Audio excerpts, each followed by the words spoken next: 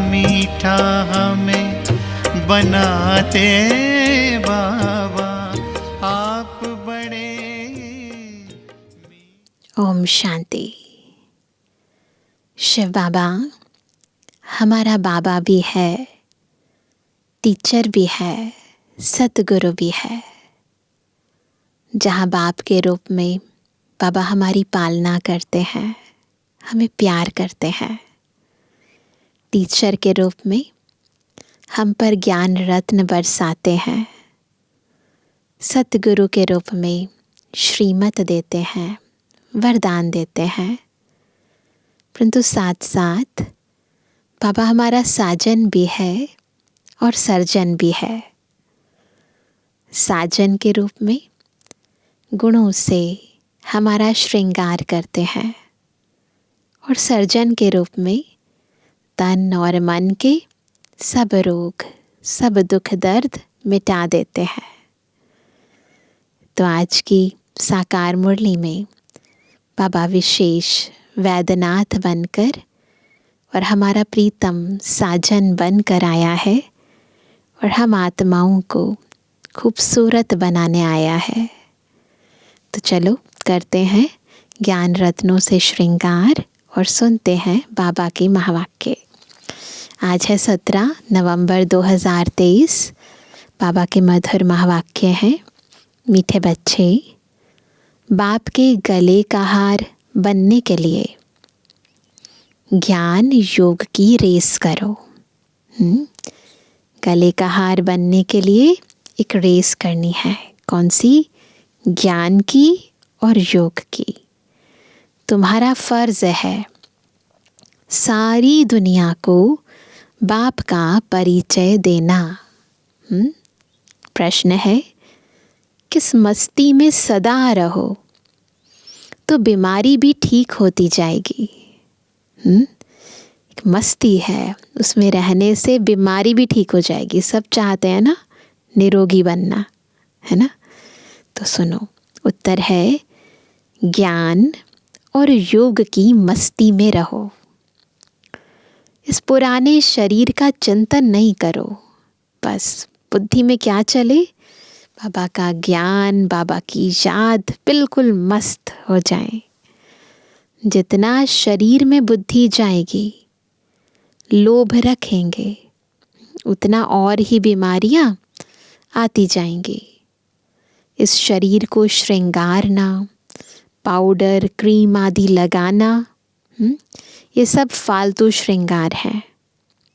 तुम्हें अपने को ज्ञान योग से सजाना है।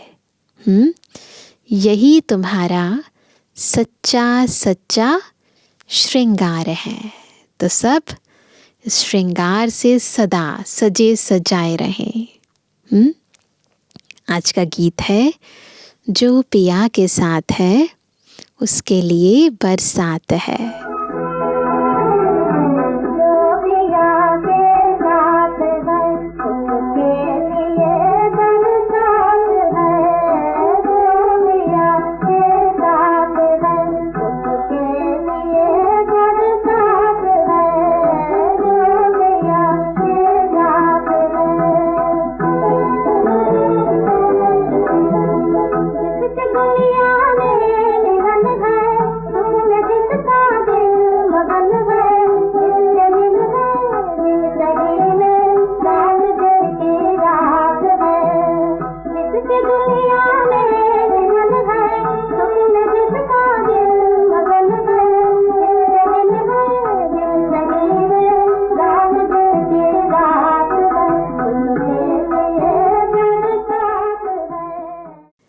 ओम शांति।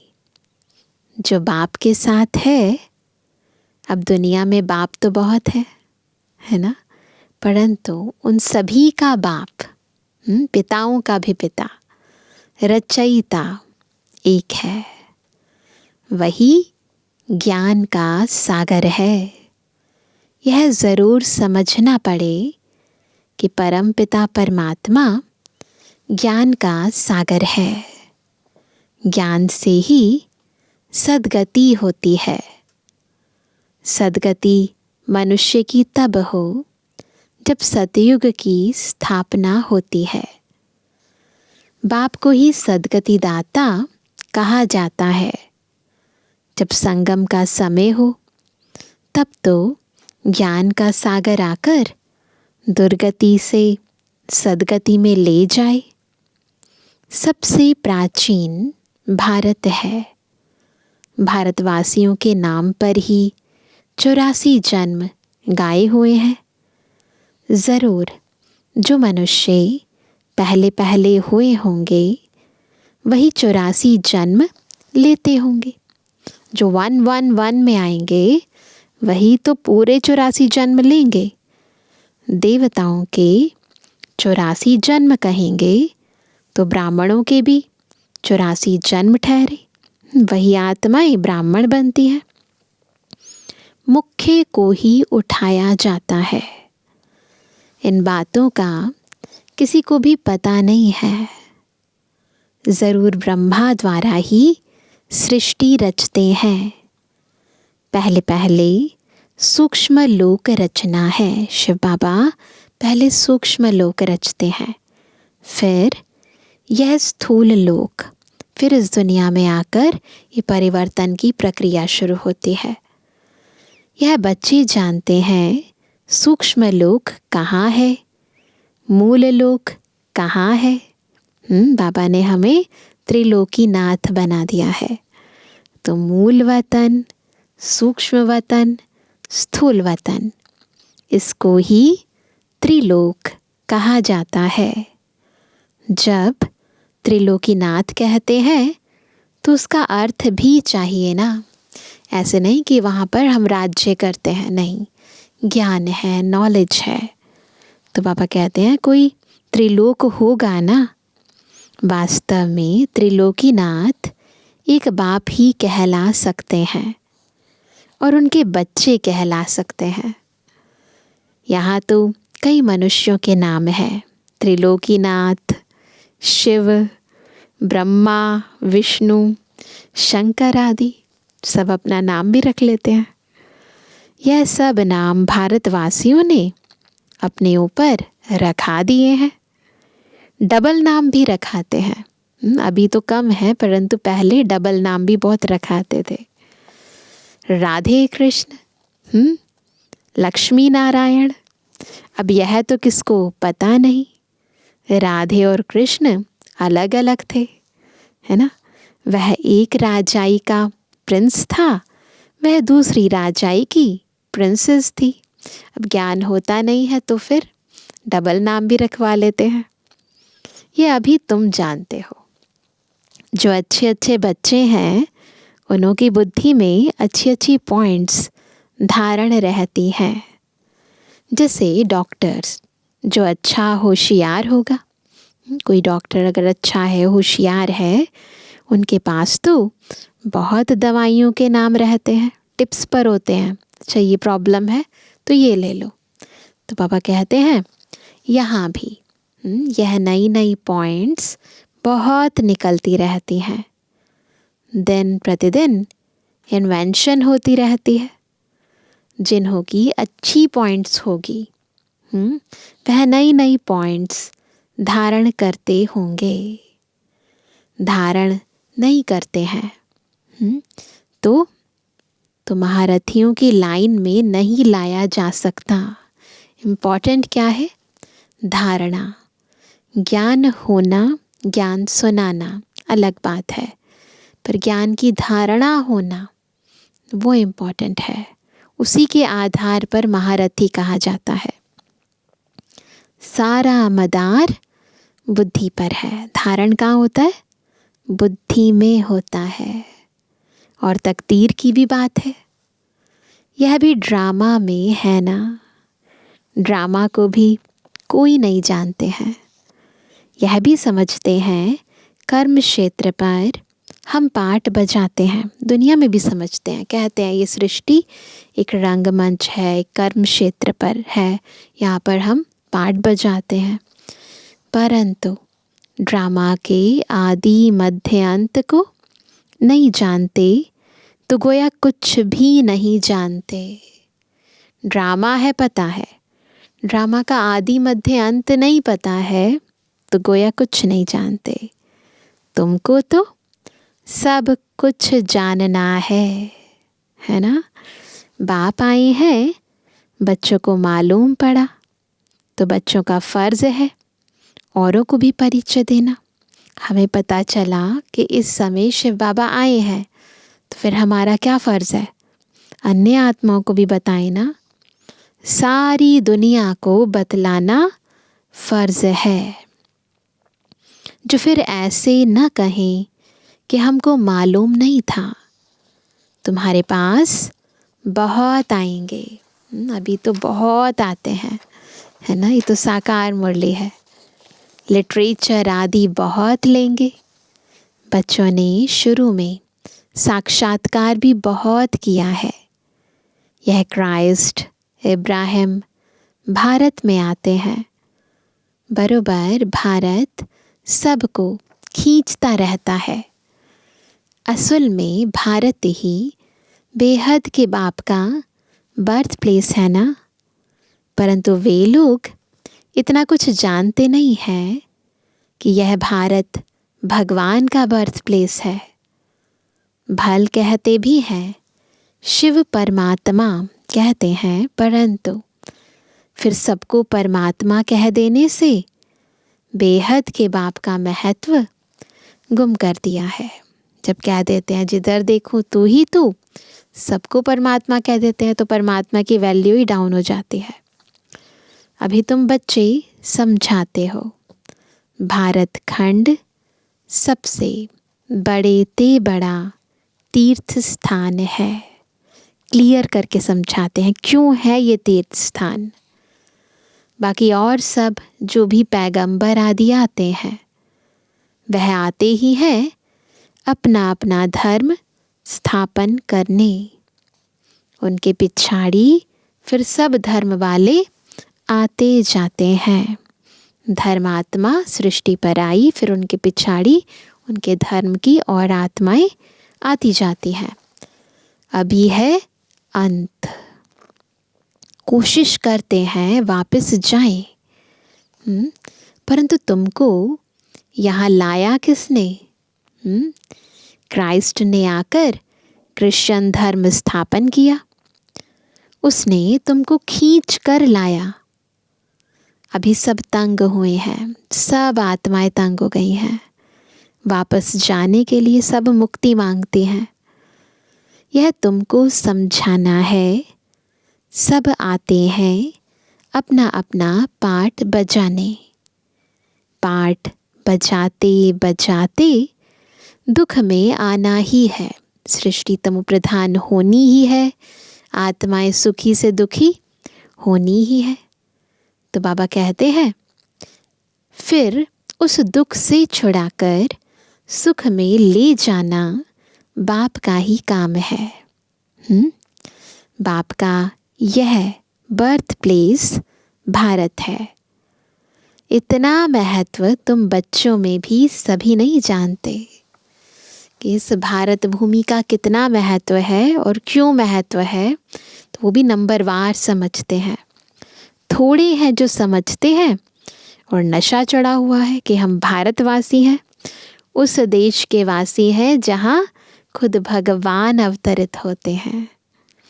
तो बाबा कहते हैं कल्प कल्प बाप भारत में ही आते हैं। ये सबको बताना है, निमंत्रण देना है। पहले तो यह सर्विस करनी पड़े, लिटरेचर तैयार करना पड़े। निमंत्रण तो सबको देना है ना। रचयिता और रचना की नॉलेज कोई भी नहीं जानते। सर्विसेबल बनकर अपना नाम बाला करना चाहिए। जो तीखे बच्चे हैं, जिनकी बुद्धि में बहुत पॉइंट्स हैं, उनकी मदद सब मांगते हैं। उनका नाम ही जपते रहते, उनके ही नाम जपते रहते हैं। याद करते हैं ना जो भी कोई ऐसे जो अच्छे अच्छे पॉइंट्स सुनाते हैं। एक तो शिव बाबा को जपेंगे, फिर ब्रह्मा बाबा को, फिर नंबरवार बच्चों को। भक्ति मार्ग में हाथ से माला फेरते हैं, अभी फिर मुख से नाम जपते हैं। फलाने बहुत अच्छे, सर्विसेबल हैं, निरहंकारी हैं, बड़े मीठे हैं, उनको देह अभिमान नहीं है। कहते हैं ना, मिठरा घुरते घुराए, यानी मीठे बनो तो सब मीठा व्यवहार करेंगे। तो क्या बनना है सबने?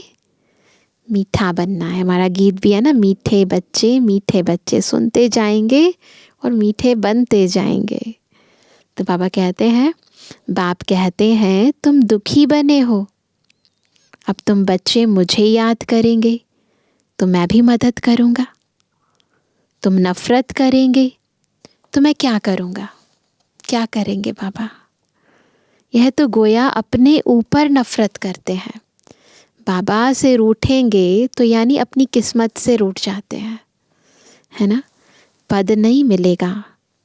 धन कितना अथाह मिलता है। कौन सा धन? ज्ञान धन कितना अथाह मिलता है। किसको लॉटरी मिलती है तो कितना खुश होते हैं। स्थूल धन मिलता है, कितना खुश होते हैं, है ना। और ये जो ज्ञान धन मिल रहा है, गुणों का धन मिल रहा है, शक्तियों का धन मिल रहा है, कितना आत्मा को अंदर से खुशी होनी चाहिए, है ना। उनमें भी कितने इनाम आते हैं। फर्स्ट प्राइज़, फिर सेकंड प्राइज़, थर्ड प्राइज़ होते हैं, है ना। तो बाबा कहते हूँ बहू यह भी ईश्वरीय रेस है। ज्ञान और योग बल की रेस है ना। रीस नहीं है, रेस है। जो इनमें तीखे जाते हैं वही गले का हार बनेंगे। ऊपर सबसे नज़दीक बाबा के पास जाके बैठेंगे, फिर यहाँ पर भी उसी अनुसार पद मिलेगा। और तख्त पर नज़दीक बैठेंगे, है ना। समझाया तो बहुत सहज जाता है।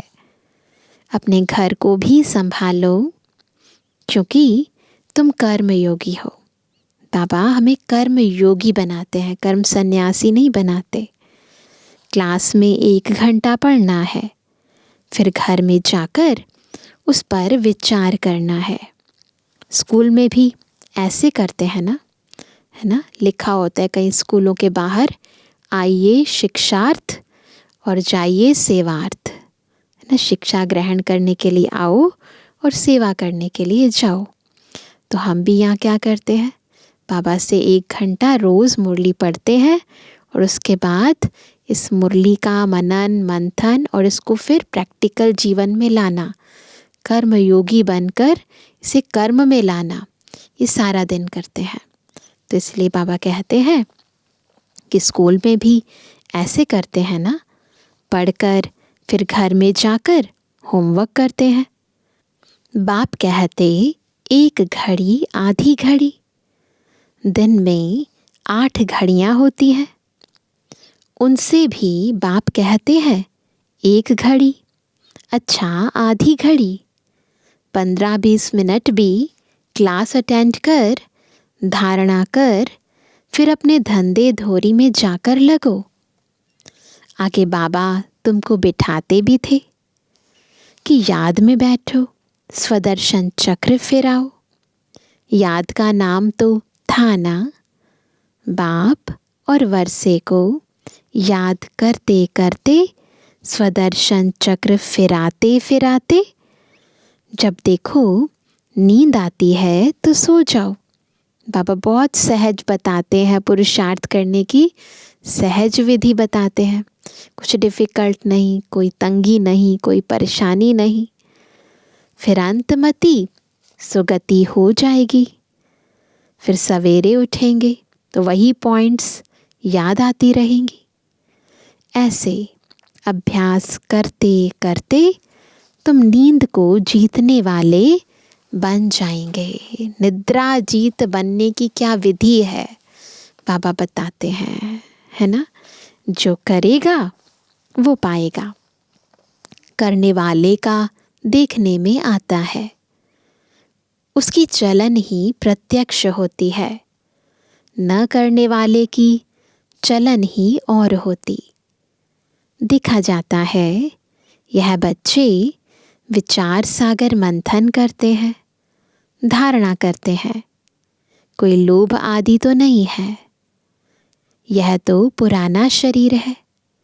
यह शरीर ठीक भी तब रहेगा जब ज्ञान और योग की धारणा होगी। तो क्या करना है?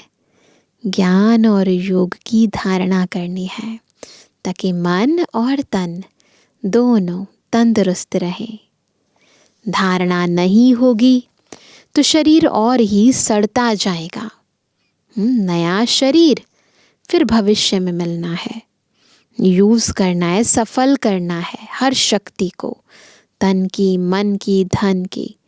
तो सफल होगा तो फिर उम्र भी बढ़ जाएगी, काया भी निरोगी हो जाएगी। आत्मा को प्योर बनाना है। यह तो पुराना शरीर है। इनको कितना भी पाउडर, लिपस्टिक आदि लगाओ, श्रृंगार करो, तो भी वर्थ नॉट अ पैनी है। यह श्रृंगार सब फालतू है। अब तुम सबकी सगाई किससे हुई है? शिव बाबा से हुई है। सबने कर ली है बाबा से सगाई। जब शादी होती है तो उस दिन पुराने कपड़े पहनते हैं, वनवा में रहते हैं। अब इस शरीर को श्रृंगारना नहीं है। शादी करनी है ना बाबा से, तो इस शरीर को श्रृंगारना नहीं है। इसको खूबसूरत बनाने में टाइम वेस्ट नहीं करना है। ज्ञान और योग से अपने को सजाएंगे। किसको?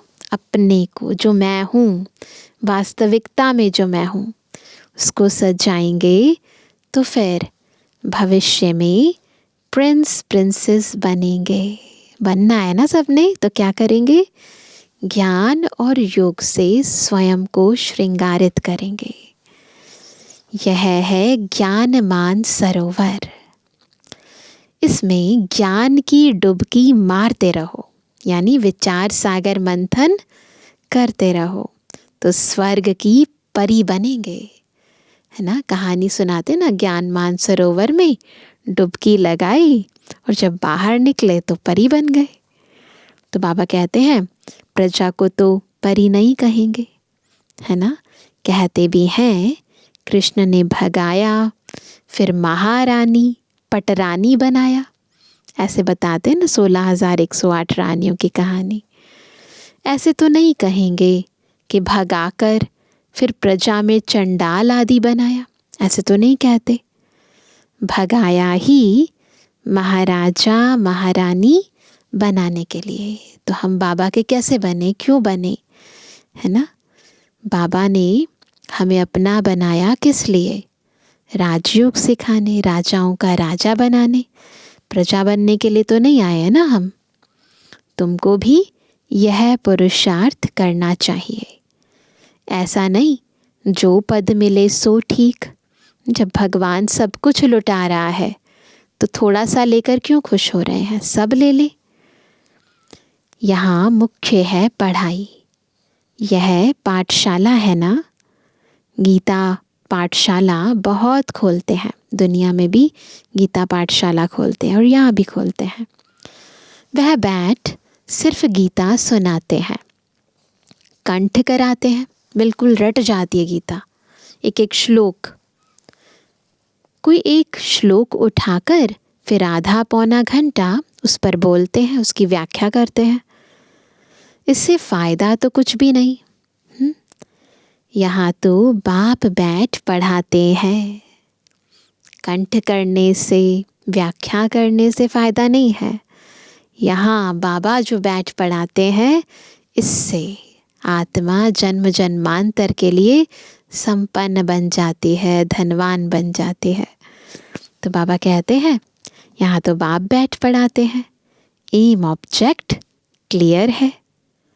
और कोई भी वेद शास्त्र, जप तप आदि करने में कोई एम ऑब्जेक्ट नहीं है, बस पुरुषार्थ करते रहो। परंतु मिलेगा क्या? जप तप किए, तीर्थ यात्रा किए, उसके बाद फिर क्या मिलेगा? जब बहुत भक्ति करते हैं, बहुत नौधा भक्ति करते हैं, तब भगवान मिलते हैं। सो भी रात के बाद दिन ज़रूर आना है ना। साक्षात्कार हो जाते फिर उसके बाद भी क्या, लेकिन रात तो होनी है, उसके बाद दिन तो आना ही है। समय पर होगा ना, टाइम पर होगा ना। कल्प की आयु कोई क्या बतलाते, कोई क्या बतलाते ना। तो भक्ति मार्ग में कुछ भी करें, परंतु यथार्थ ज्ञान नहीं होता, यथार्थ प्राप्ति नहीं होती। जो भी मिलता है टेम्परेरी मिलता है, परमानेंट नहीं मिलता। समझाओ तो कहते हैं शास्त्र कैसे झूठे होंगे, है ना। भगवान थोड़ी झूठ बोल सकता। समझाने की सिर्फ ताकत चाहिए ना, अंदर आत्मा का बल होता है ना, ईश्वरीय शक्ति धारण होती है, ज्ञान धारण होता है। तो जब समझाते हैं तो तीर लगता है। तो बाबा इसलिए कहते हैं समझाने की ताकत चाहिए। तुम बच्चों में योग का बल चाहिए। योग बल से सब काम सहज हो जाते हैं। यदि चाहते हैं सब काम इजीली हो जाए, तो बस एक काम करना है, योग बल जमा करो। जितनी भी लाइफ के अंदर प्रॉब्लम्स हैं, जितने भी अवरोध आ रहे हैं, विघ्न आ रहे हैं, कारण क्या है? योग बल की कमी।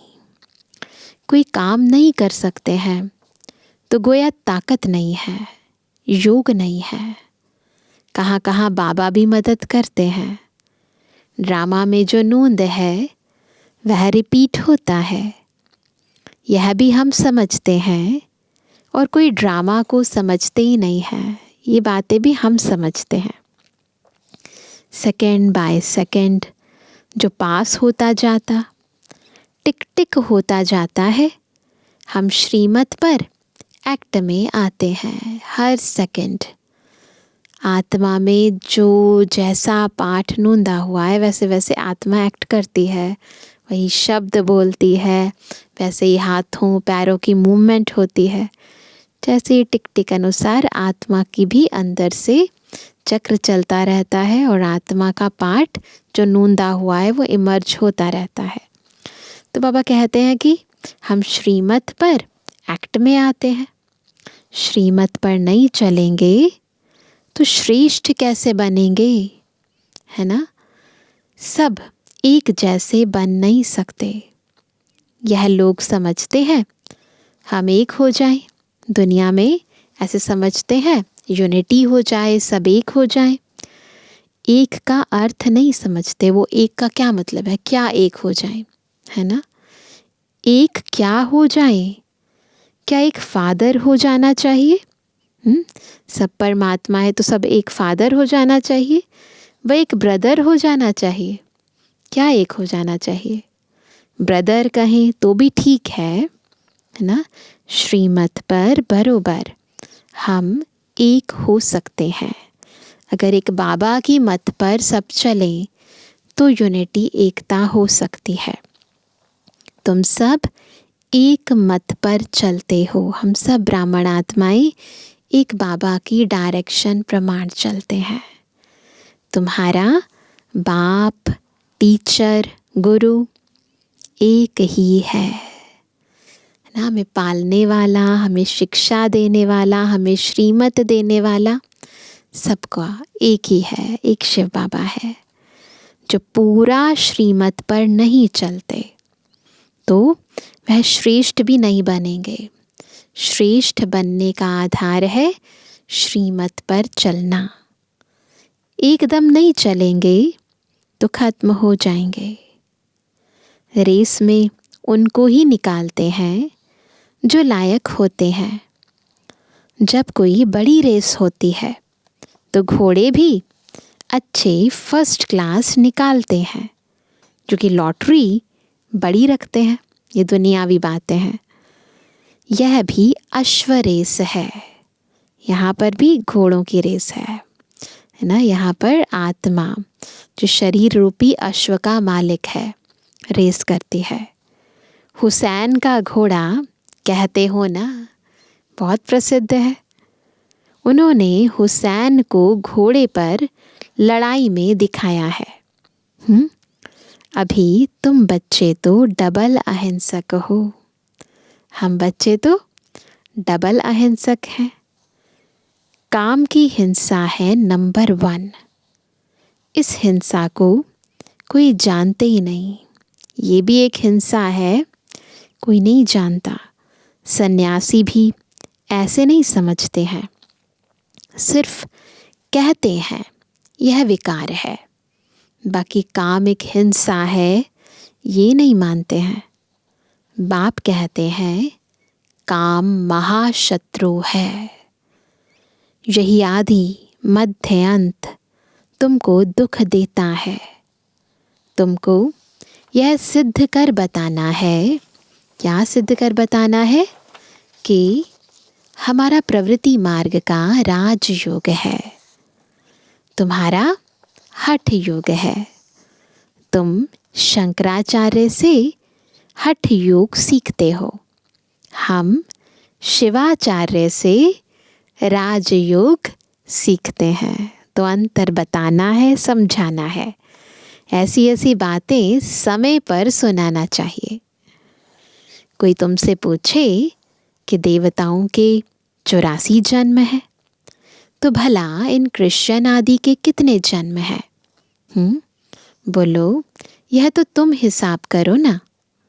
5000 वर्ष में 84 जन्म हुए, क्राइस्ट को 2000 वर्ष हुए। हिसाब करो, एवरेज कितने जन्म हुए? फिर कितने हुए? 30-32 जन्म होंगे। यह तो क्लियर है। जो बहुत सुख देखते हैं वह दुख भी बहुत देखते हैं। हम आत्माएं, हमने ही इस दुनिया में सुख धाम देखा था और हम ही दुख धाम देख रहे हैं। तो इसीलिए बाबा कहते हैं कि जो बहुत सुख देखते हैं वही फिर बहुत दुख देखते भी हैं। उन्हों को कम सुख कम दुख मिलता है। कंट्रास्ट की बात है सारी। एवरेज का हिसाब निकालना है। पीछे जो आते हैं वह थोड़े थोड़े जन्म लेते हैं। बुद्ध का, इब्राहिम का भी हिसाब निकाल सकते हैं। करके 1-2 जन्म का फर्क पड़ेगा। नज़दीक में ही दोनों धर्म स्थापन हुए।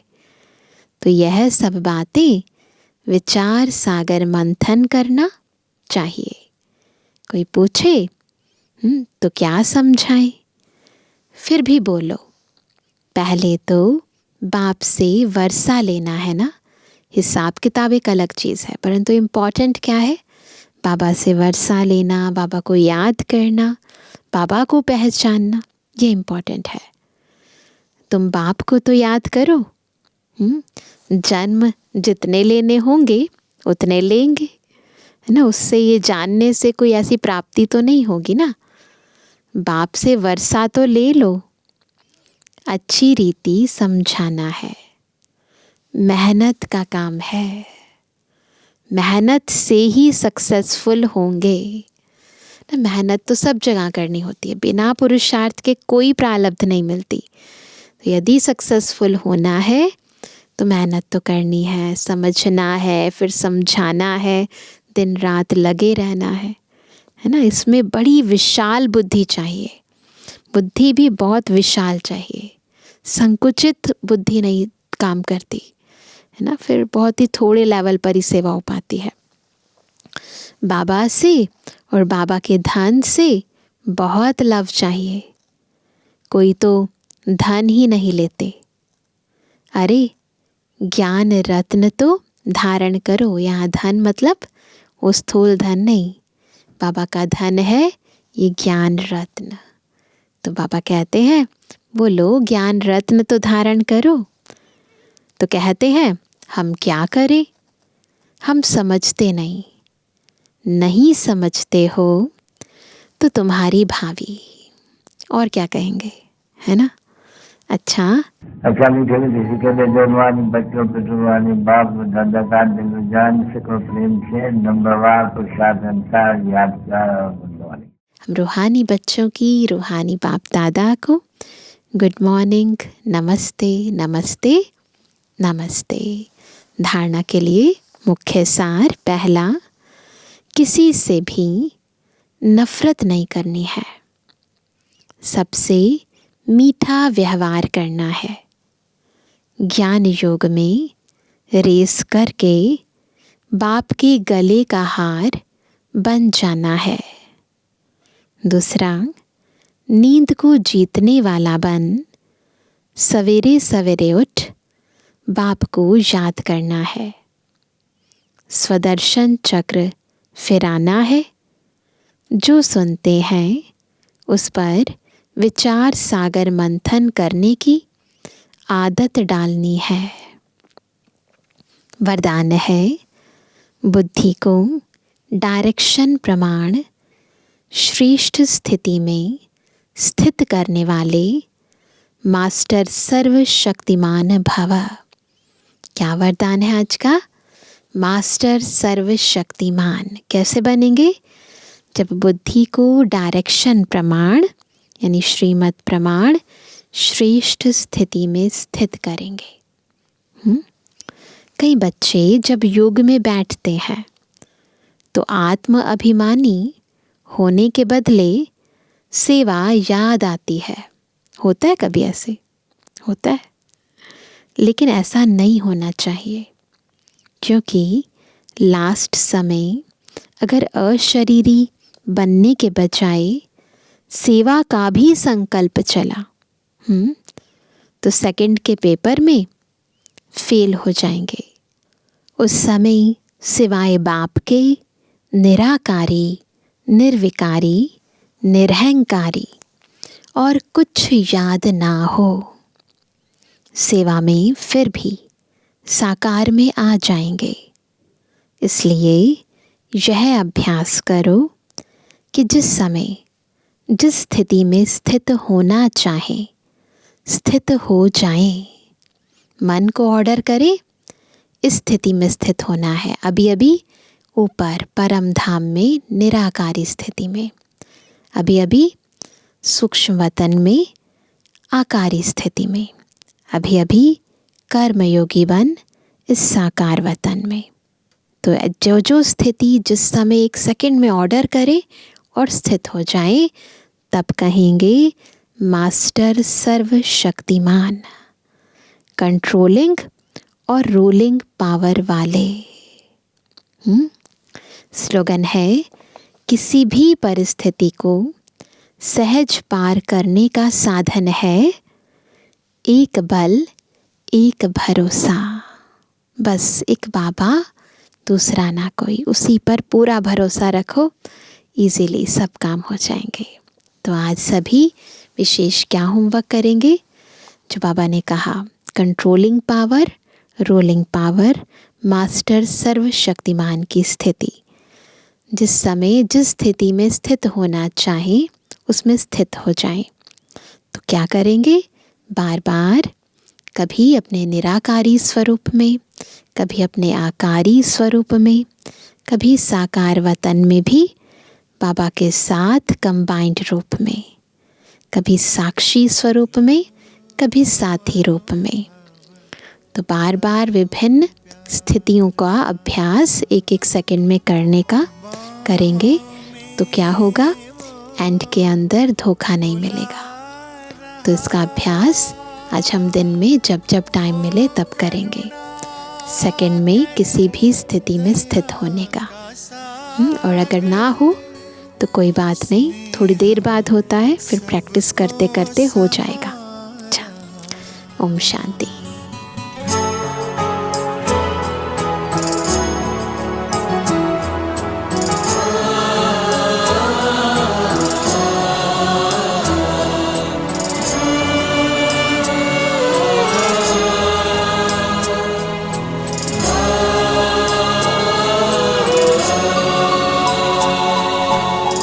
कर लो अनुभव प्रभु प्यार का।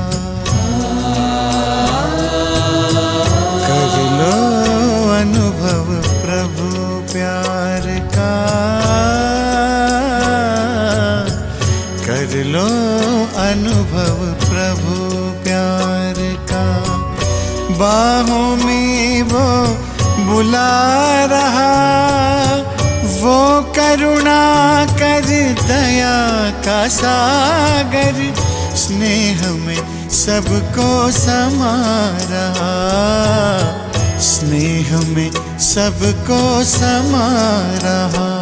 आओ प्रभु शरण आओ,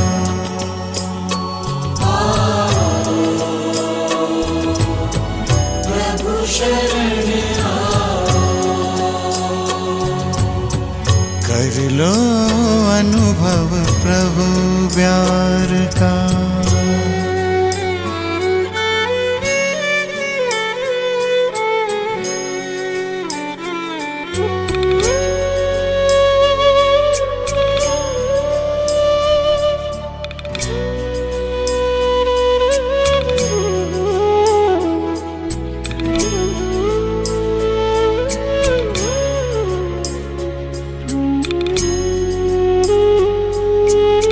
सुबह हुई जब आँख खुली तो कुछ घड़ियाँ कर प्रभु के नाम।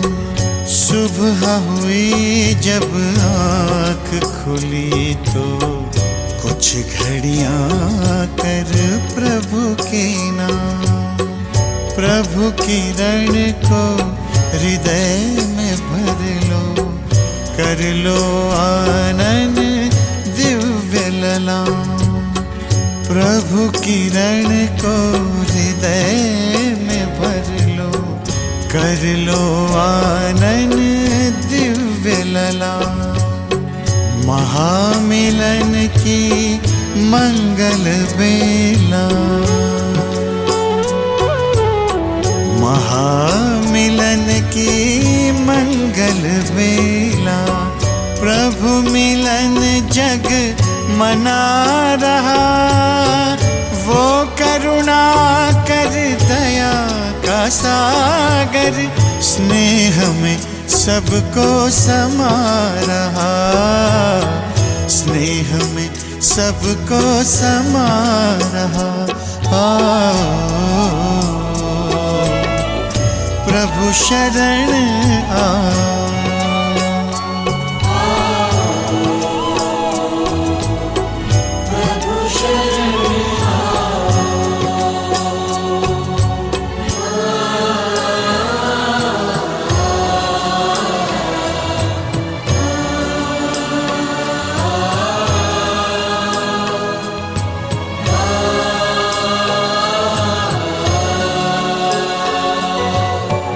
मस्त पवन ये खिला चमन, ये दिन और ये दिन मान मिला, ये तन मन ये जीवन तुझको ईश्वर का वरदान मिला, ईश्वर का वरदान मिला।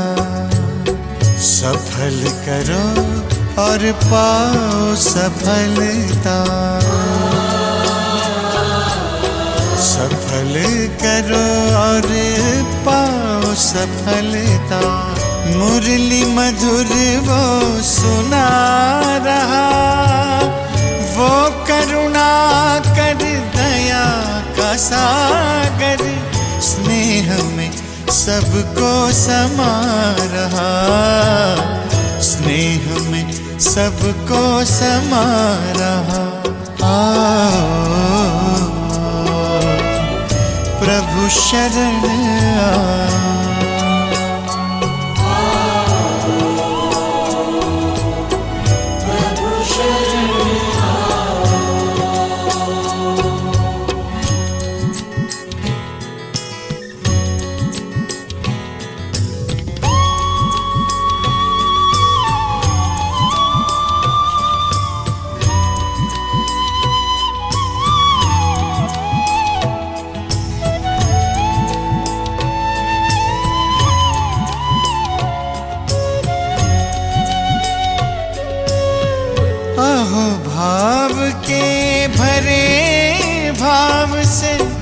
पल पल प्रभु गुणगान करो, ध्यान धरो जो ध्यान है रखता, प्रभु कृपा का पान करो, प्रभु कृपा का पान करो। पास में आकर वो रत्नाकर, पास में आकर वो रत्नाकर, रतन अनोखे लुटा रहा, वो करुणा कर दया का सागर, स्नेह में सबको समा रहा, स्नेह में सबको समा रहा। प्रभु शरण